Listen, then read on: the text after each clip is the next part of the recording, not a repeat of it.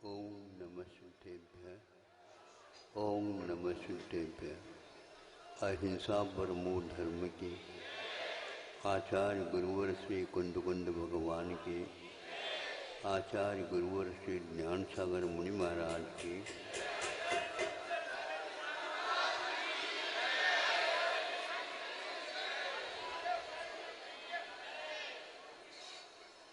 सर्वप्रथम हम समझे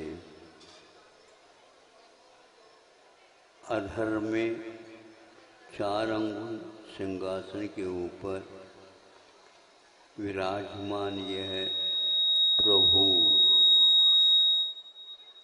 साधना के फलस्वरूप ये पद प्राप्त किया है।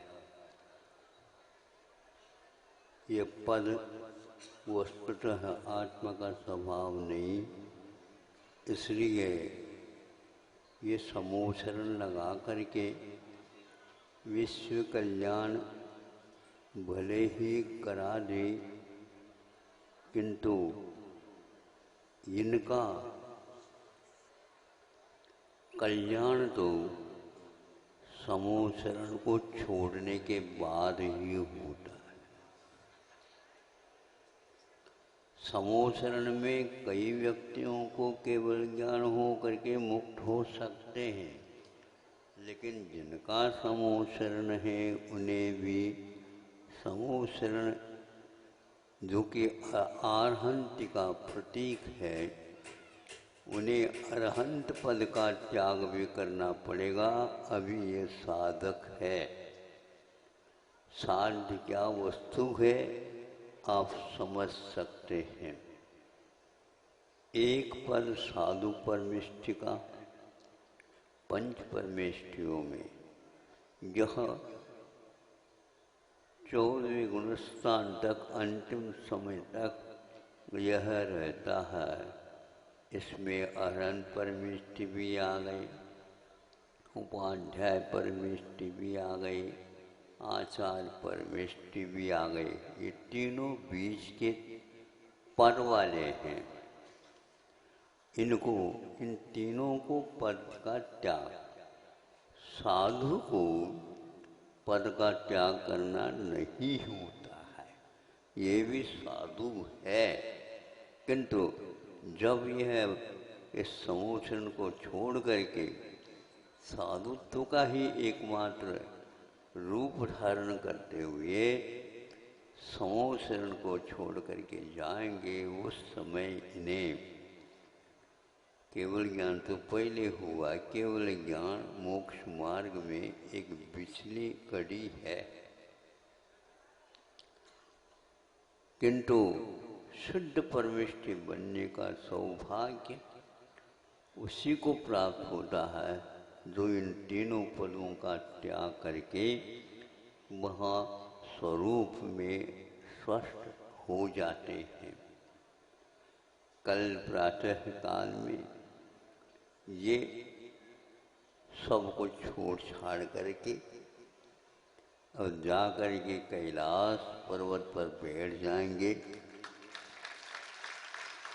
जहाँ पर हिमपात होता है वहाँ पर वे एकाग्र हो करके लगभग 1 मास है, 28, हाँ कुछ दिन कम, 1 माह समझ लो, 14 दिन, हाँ। तो वहाँ पर जा करके पहले से ही साधना करते हैं। होना तो एक अंतर्मुहूर्त में योगों का निग्रह, किंतु इतनी पूर्व तैयारी वहाँ पर लग जाती। सब वहाँ पर जाकर के बैठ करके योग निग्रह अथवा खड़े होकर के योग निग्रह करते हैं। हमेशा हमेशा के लिए स्वरूपस्थ हो जाते हैं। इनका जो वैभव अभी दिख रहा है, कल प्रातः काल देखेंगे, उनका कोई स्वरूप नहीं, खाली स्थान मात्र दिखता है और वे शरीरातीत हो जाते हैं। 5 दिनों में यह एक प्रकार से उपक्रम हुआ और किस प्रकार देहातीत होने की प्रक्रिया आपके सामने आ गई। अब इसके उपरांत वे अनंत काल के लिए वहीं पर स्वरूपस्थ रहेंगे। णवो सिद्धानम, इसका उच्चारण ये अरहंत परमिष्टि भी भीतर से भले हो, लेकिन ये ध्यान इनका होता है। साधना काल में यह साध्य का ही एकमात्र आराधन किया जाता है, इसलिए इनके ध्येय शुद्धत्व है, शुद्ध परमेष्टि है। आप लोगों को भी सोचना है, ये सब नश्वर परिवर्तनशील संसार की लीलाएं यह हमारे नए कर्म के उदय में ये सब प्राप्त हुए हैं। इनमें मोहित न हो करके, इनमें न रच कर पच करके इस काया के माध्यम से साधना, ये काया एक प्रकार से भोगों की ओर भी ले जाते आपको, और ये काया योग की ओर भी ले जाती है। औदारिक शरीर, मनुष्य शरीर, इस प्रकार दोनों तरफ से ये काम में आता है। किंतु जो व्यक्ति भव्य पुरुष है वह इसको सदुपयोग की दिशा में इसको काम में लाते हैं, तो वे इस संसार से पूर्णतः उस पार चले जाते हैं। आप लोग हमेशा हमेशा ये चिंतन किया करो, यह सो मैं नहीं हूँ, किंतु मैं इसमें एक प्रकार से गोपनीय रूप से भीतर से ये संकेत सब कुछ करता रहता हूँ। यह कठपुतली की भांति बाहर देखने को उपलब्ध हो जाते, किंतु आपका नाम को लेकर के कोई चले तो ये पुतला ही पहले आ जाता।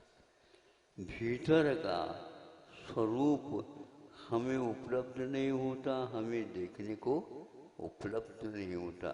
इसी के कारण पुनः हर्ष और विषाद, इस भेद विज्ञान को आप हमेशा याद रखेंगे तो यह चलते फिरते समय में भी आपको लगेगा कि मैं चल नहीं रहा हूँ, चलने का विकल्प कर रहा हूँ। मैं बोल नहीं रहा हूँ, बोलने का विकल्प कर रहा हूँ। मैं बैठ नहीं रहा हूँ, किंतु बैठने का विकल्प कर रहा हूँ। और ये विकल्प कुछ हद तक कार्यकारी होता, बैठ जाता, लेकिन बैठ जा बैठने का भाव किया, लेकिन बैठा नहीं जाता। भैया हमें बिठा दो, हमें खड़े करवा दो। भैया हम खाना तो चाहते हैं लेकिन खाया नहीं जाता है।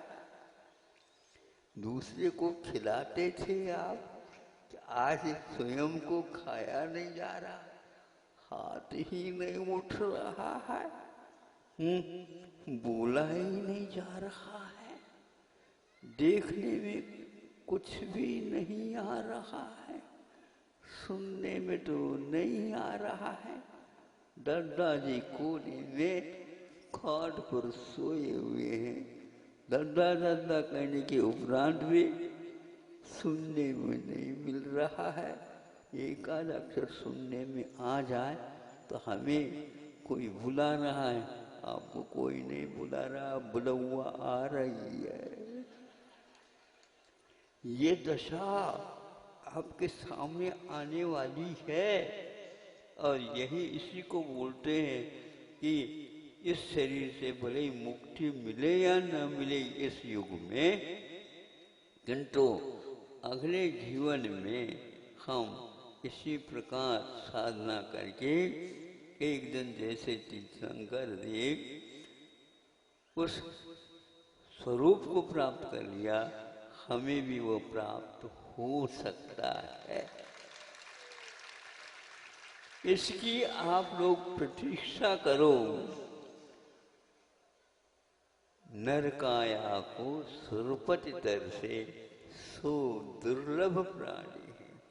ये सोधर इंद्र बन करके बैठे, वो सोधर इंद्र कहते हैं, हे भगवान, मुझे यह मनुष्य और पुरुष की यह काया कब मिलेगी और मैं भी इस कायातीत होने की साधना करूं।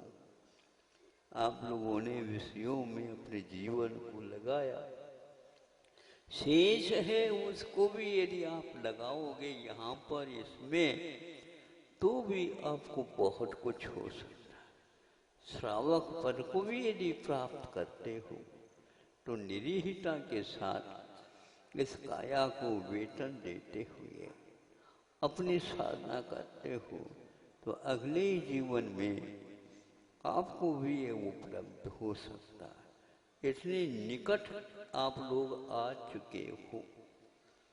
पुनः घूम करके यदि चले जाओगे 84 लाख योनियों में, आपको कहाँ पर कोई नहीं, भटकन के अलावा कुछ नहीं। जंगल में चले जाते हैं, असंख्य असंख्य चींटी आदि आदि जीव जंतु दिखते हैं।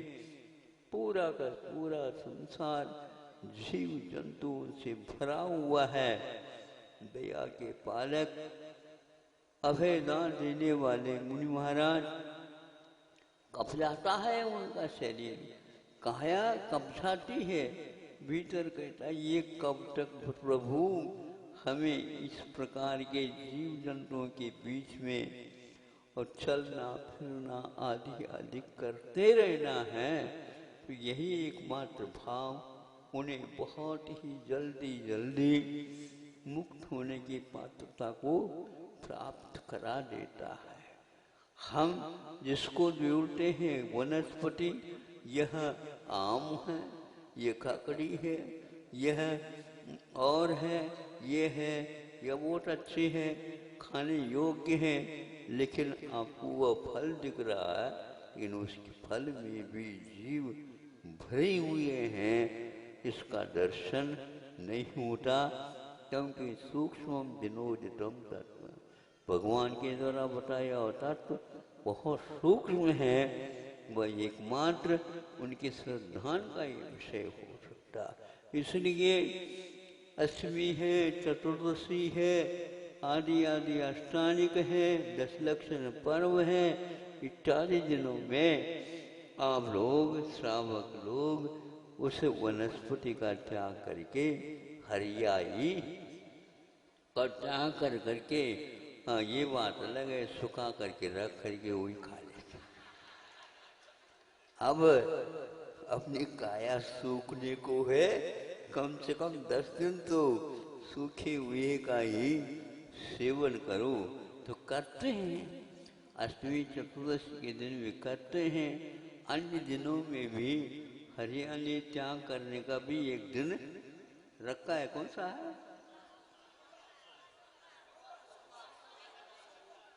सोमवार।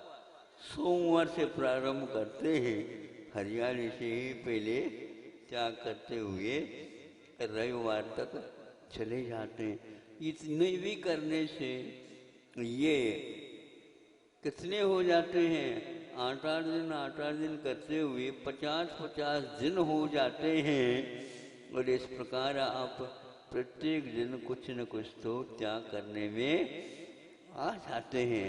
यही एकमात्र अभ्यास और यही एकमात्र श्रद्धा आप लोगों को एक दिन सबसे ऊपर उठने का आज इन्हें केवल ज्ञान के साथ साथ अभय दान, अनंत अभय दान प्राप्त हुआ है।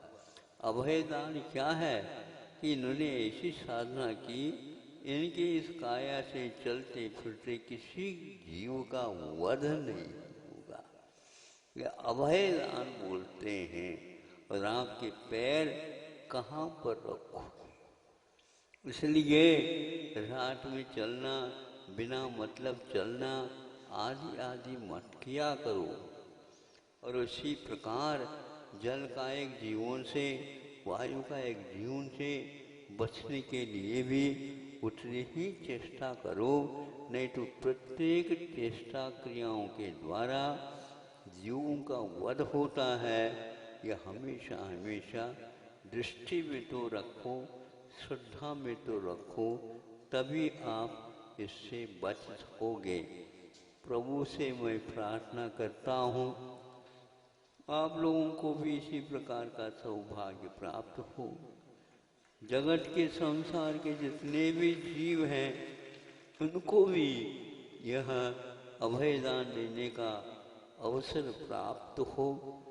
बाकी यह तो एक प्रकार से स्वप्न जैसा है। हम तो समझते थे कि ये होगा क्या नहीं होगा, तो किंतु आज संपूर्ण जैसा ही हो गया है। केवल सुबह सुबह आपको आना है और वह अंतिम निर्वाण कल्याण मनाना है। बाकी आप भी मुक्त हैं, भगवान भी मुक्त हैं और हम भी एक प्रकार से यहाँ पर अभी तक बंधे थे कि यह घोषणा तो हो गई है, नहीं समझे, ये महामारी फैली है। सरकार कहती है कोई इस प्रकार के महोत्सव मना नहीं सकते, अब भीतर भीतर करना हो तो कर लो। लेकिन आज भीतर भी और बाहर भी आप लोगों को समूह से दर्शन करने का हजारों व्यक्ति यहाँ पर आ गए। तो सरकार ने भी शायद आप लोगों को छूट दी है। इसी प्रकार जल्दी से जल्दी ये महामारी दूर होती जा रही है और आप लोग अपने जीवन में सुख और शांति की क्षणों के साथ यहाँ पंच परमेष्ठ की अथवा अहिंसा धर्म की सेवा करते हुए दयामय धर्म को ही प्रभु ने उत्तम धर्म कहा है, निश्चय धर्म कहा है, धम्मो दया विशुद्धो कहा है। दया के माध्यम से ही धर्म विशुद्ध होता है। दया रहित धर्म होता ही नहीं।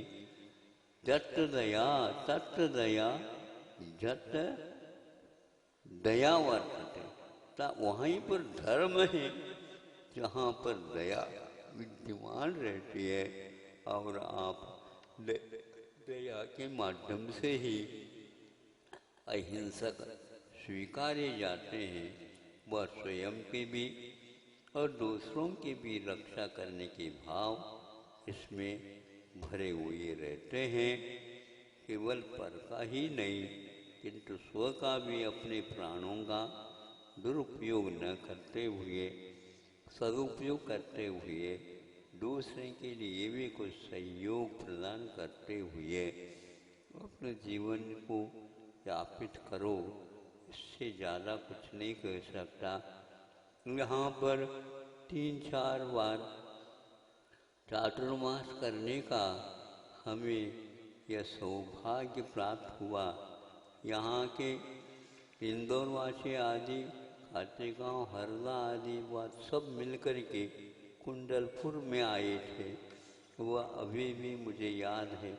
उसमें नाथूलाल जी पंडित जी भी विद्यमान थे और भी विद्वान थे। उनका कहना था महाराज एक स्थान है कुंद कुंद देव ने निर्वाण कांड में लिखा है, रेवा वो है तड़ग्घे। उसको लेकर यहाँ ये पंक्ति रेवा तट की बात कही जा रही। यहाँ पर रेवा का अर्थ एक प्रकार से नर्मदा है, मेखला है।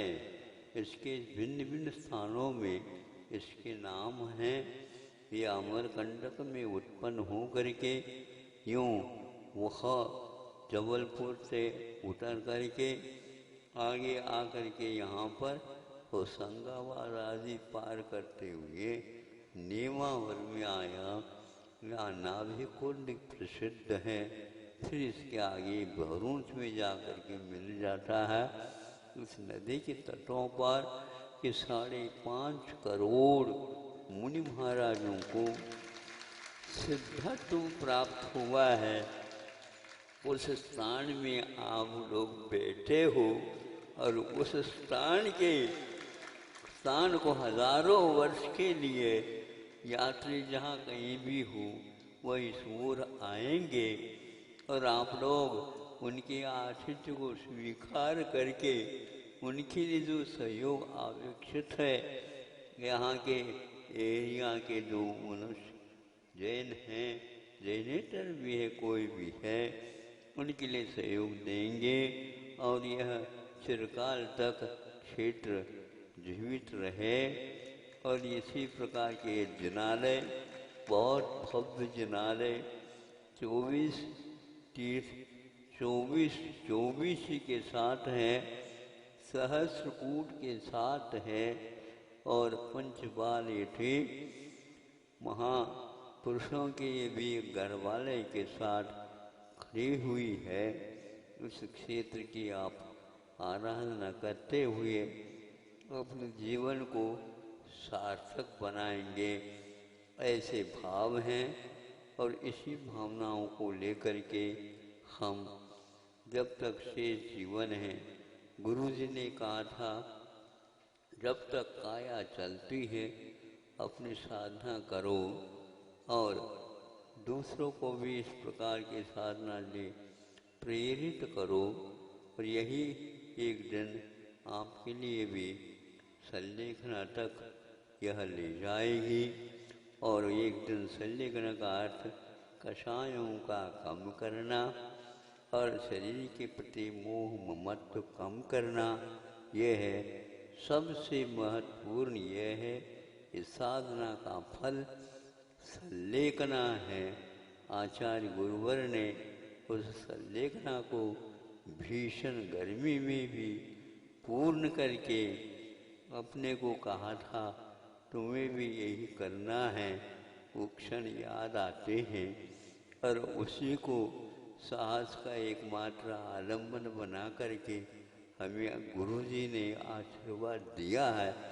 इसमें अवश्य ही सफलता मिलेगी और आप लोग भी इसमें संलेखना में अवश्य सहयोग देंगे। ये एक प्रकार से हाँ बिल्कुल, जो व्यक्ति इससे प्रभावित होता है कहा यही एकमात्र स्वरूप है, तो साधक को बल मिलता है कि नहीं नहीं इन लोगों को भी इसी के ऊपर आस्था है। इस प्रकार हमारा यही कहना है। आप लोग बार बार अपने बच्चों को, अपने साथी संगातियों को प्रेरित करते रहिए। अब यहाँ पर इसके उपरांत व्यवस्थित यह जब थोड़े बहुत कितने आज तक कई पुण्य कल्याणक हुए, लेकिन भीतर जाने के उपरांत ऐसा लगा कि हम तो शुद्धालय में सारे चारों तरफ भगवान हैं, उसके बीचों बीच में अपने आप को पाते हैं। इस दृश्य को देख करके अभी तक ऐसा नहीं, और आंख बंद हो करने के उपरांत भी वही वाक्त दृश्य अब अंतिम क्षणों तक दिखता रहेगा, इसमें कोई संदेह नहीं है। कि ऐसे जिनालय के निर्माण में जिन्होंने अथक परिश्रम करके बरसों लगे हैं, इंदौर के वी वाले सुंदरलाल जी थे, वो इसके सर्वप्रथम उन्होंने कहा कि यह पंडित जी तो कह रहे महाराज इसको हम सार्थक बनाना चाहेंगे, आपको इसमें अवश्य सहयोग देना है। तो भाई इतना बड़ा काम में मैं कैसे सहयोग, कि आप चिंता नहीं करो बस हाँ पर कर दो। तो वह ऐसा ही किया। इंदौर वाले, नेमावर वाले खातेगांव वाले, हर्रा वाले, वाले सारे योगदान दिया। बानापुर भी है उसमें, हाँ बहुत सारे हैं। और सब लोगों का इसमें सहयोग मिला है तन मन वचन से। अब इससे भी बढ़ कर के ज़्यादा तो ये है कि दूर दूर से यात्री आएंगे, उनका आनंद को आपको पूर्ण करना है। और वह 1 घंटे के लिए आए, 1 दिन के लिए रुकेंगे, 1 दिन के लिए रुकें तो वह 1 सप्ताह भी रुक सकते हैं। ऐसे मेहमानों को भगा तो सकते नहीं आप, और वो बैठने की भावना रखेंगे, भैया 1 आध हफ्ता और रुक ले। संभव है कि यहीं पर कई लोग कह रहे हैं कि महाराज आप भी यदि रहेंगे तो हम भी यहीं पर, तो हमें कैसे, हमें तो एक स्थान तो रहना अभी है ही नहीं, किंतु आप लोग रह सकते हो। ये बहुत अच्छी बात है कि ऐसी भावना कई लोगों की अभी से हो रही है। वो आचार्य ज्ञान सागर महाराज के नामोल्लेख से यहाँ पर एक आश्रम चलता है। उस आश्रम में 20 वृद्ध हैं, सारे के सारे इससे बहुत प्रसन्न हैं।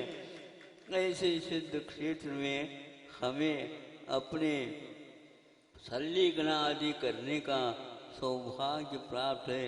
उसमें उद्दिष्ट 4 प्रतिमा को भी धारण करने वाले और 10वें प्रतिमा तक साधना करने वाले भी ब्रह्मचारी लोग बहुत सारे हैं। और मेरे पास कई संख्या आ रही है, फ़ोन आ रहे हैं, हम फ़ोन का जवाब तो देते नहीं, किंतु वह कह रहे हैं कि हमें भी इसी प्रकार का स्वरूप को धारण करना है। उनकी भावना भी जल्दी जल्दी पूर्ण हो। अहिंसा परमो धर्म। हेलो।